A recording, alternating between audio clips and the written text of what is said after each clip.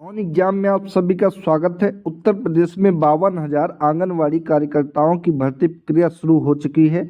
इस संबंध में एक लेटर जारी किया गया है जो कि सभी जिलों के जिला अधिकारियों को जारी किया गया है। आप देख सकते हैं यहाँ पे 21 मार्च 2023 की डेट में जारी किया गया है। समन्वित बाल विकास परियोजना कार्यक्रम के अंतर्गत आंगनवाड़ी कार्यकर्तियों, मिनी आंगनवाड़ी कार्यकर्तियों एवं सहायिकाओं की मानदेय पर नियुक्ति हेतु चयन प्रक्रिया का पुनर्निर्धारण।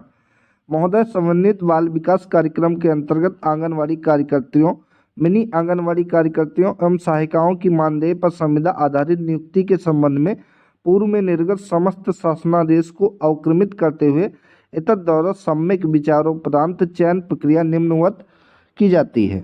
यहाँ पे शैक्षिक योग्यता की बात करें तो आंगनवाड़ी कार्यकर्तियों, मिनी आंगनवाड़ी कार्यकर्तियों एवं सहायिकाओं हेतु शैक्षिक योग्यता इंटरमीडिएट या उसके समकक्ष रखी गई है। पहले ये हाई स्कूल थी लेकिन अब ये इंटरमीडिएट रखी गई है।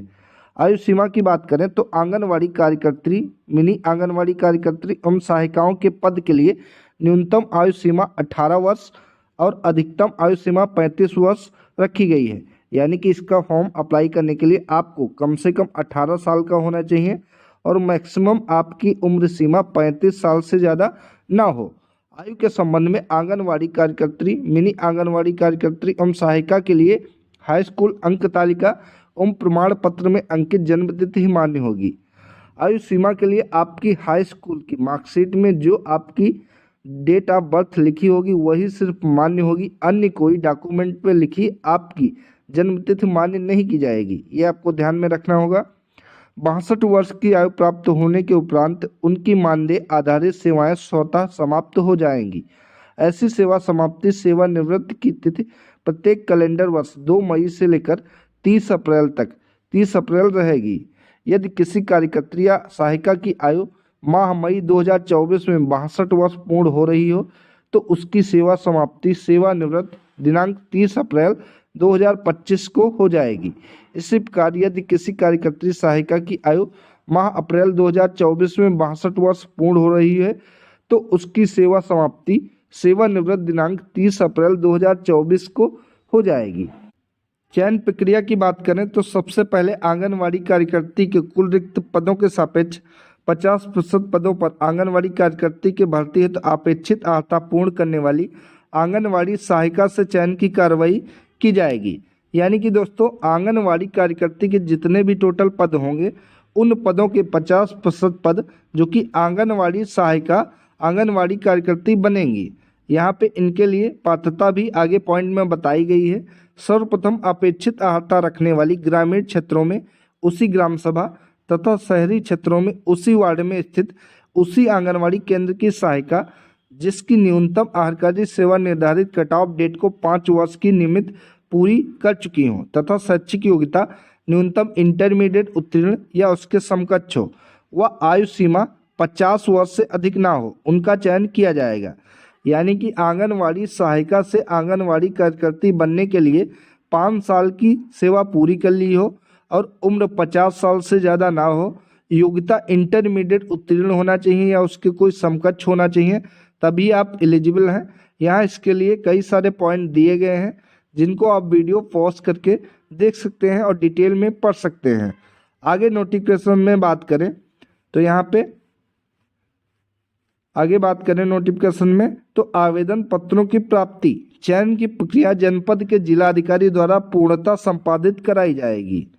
निदेशक बाल विकास एवं पुष्टाहार उत्तर प्रदेश द्वारा एनआईसी से केंद्रीकृत प्रारूप विकसित कराकर विभागीय वेबसाइट पर अपलोड कराए जाएंगे जिससे समरूपता बनी रहे एवं अभ्यर्थियों को आवेदन भरने में सुगमता हो। आवेदन पत्र विभागीय वेबसाइट पर उपलब्ध फॉर्मेट पर ऑनलाइन व सही सावधानी पूर्वक भरे जाएंगे। यानी कि इसका फॉर्म ऑनलाइन तरीके से वेबसाइट पर भरा जाएगा। आवेदिका द्वारा अभिलेखों की स्वहस्ताक्षरित प्रति जो स्वच्छ व पठनीय हो अपलोड की जाएगी जिनका उल्लेख उनके द्वारा ऑनलाइन फॉर्म में किया गया होगा।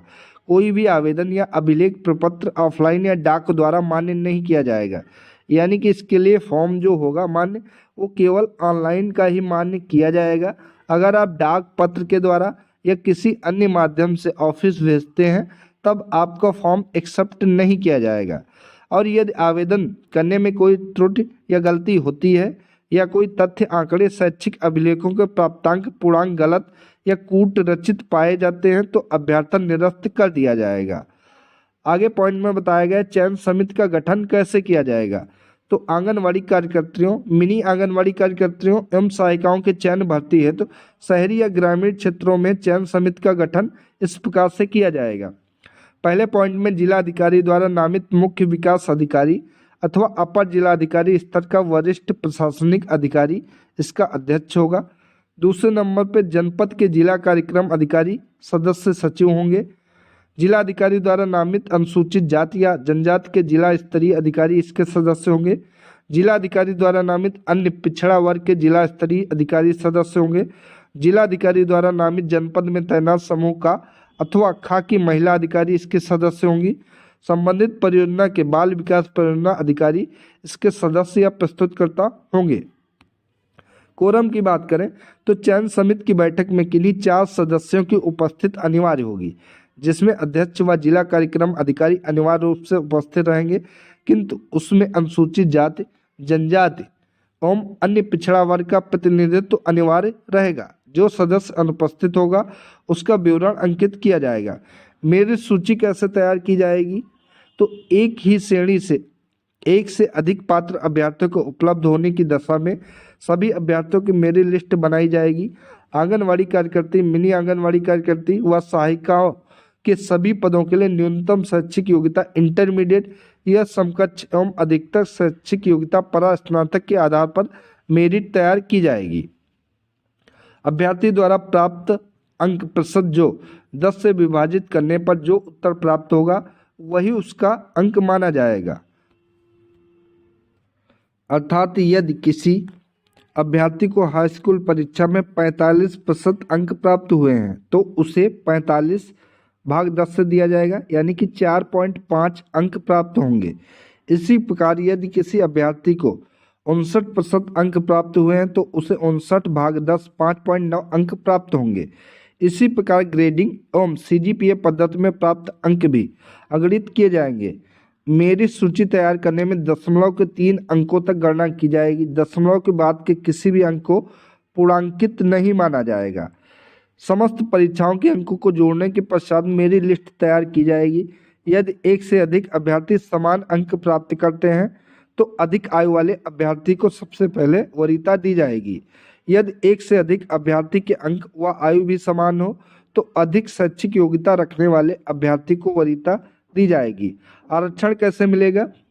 आंगनवाड़ी कार्यकर्ताओं व मिनी आंगनवाड़ी केंद्र की कार्यकर्तियों एवं सहायिकाओं की नियुक्ति में अनुसूचित जाति, अनुसूचित जनजाति, OBC, विकलांग एवं स्वतंत्रता संग्राम सेनानी के आश्रितों तथा आर्थिक रूप से कमजोर यानी कि EWS हेतु समय समय पर शासन द्वारा जारी आरक्षण से संबंधित शासनादेश का अनुपालन किया जाएगा।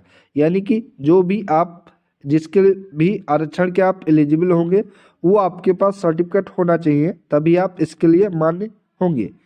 जिन आंगनवाड़ी केंद्रों की कार्यकर्तियों, मिनी आंगनवाड़ी केंद्र की कार्यकर्तियों एवं सहायिकाओं के चयन के संबंध में पूर्व में कई बार चयन की कार्रवाई की जा चुकी है, लेकिन आरक्षित वर्गों की पात्र अभ्यर्थी उपलब्ध न होने के कारण चयन की कार्रवाई पूर्ण नहीं हो सकी है। उनमें से अनुसूचित जाति, OBC के आरक्षित पद हेतु अधिकतम 2 बार विज्ञप्ति प्रकाशित कराई जाएगी और यदि आरक्षित वर्ग के संबंधित पात्र अभ्यर्थी उपलब्ध नहीं होते हैं तो संबंधित ग्राम सभा या न्याय पंचायत क्षेत्र में पुनः आवेदन पत्र आमंत्रित किए जाएंगे। यदि इसके बाद भी कोई पात्र अभ्यर्थी नहीं मिलते हैं तो पूरी परियोजना में आरक्षण की स्थिति का पुनः आकलन कर लिया जाएगा और इस केंद्र को अनारक्षित करते हुए आवश्यकता हो तो किसी अन्य रिक्त केंद्र को आरक्षण की श्रेणी में ले लिया जाएगा जिसमें आरक्षित वर्ग की अभ्यर्थी उपलब्ध हो। यदि परियोजना स्तर पर उपरोक्त कार्रवाई किए जाने के उपरांत भी आरक्षित वर्ग के अभ्यर्थी नहीं मिलते हैं तो जनपद स्तर पर जिला कार्यक्रम अधिकारी के द्वारा आरक्षण का आकलन कर लिया जाए और एक परियोजना में अभ्यर्थी उपलब्ध न होने के कारण उनकी प्रतिपूर्ति दूसरी परियोजना में रिक्त पदों पर आरक्षण करते हुए पूर्ण करा ली जाए। इन दोनों स्थितियों में जिलाधिकारी का अनुमोदन आवश्यक एवं अनिवार्य होगा। पदों का निर्धारण कैसे होगा। तो जिला कार्यक्रम अधिकारी द्वारा जनपद स्तर पर रिक्तियों का गणित कर नियमानुसार आरक्षण व पदों का निर्धारण कर जिलाधिकारी के अनुमोदनोपरांत विभागीय पोर्टल पर जनपद की लॉगिन आईडी के माध्यम से रिक्त पदों को अपलोड किया जाएगा।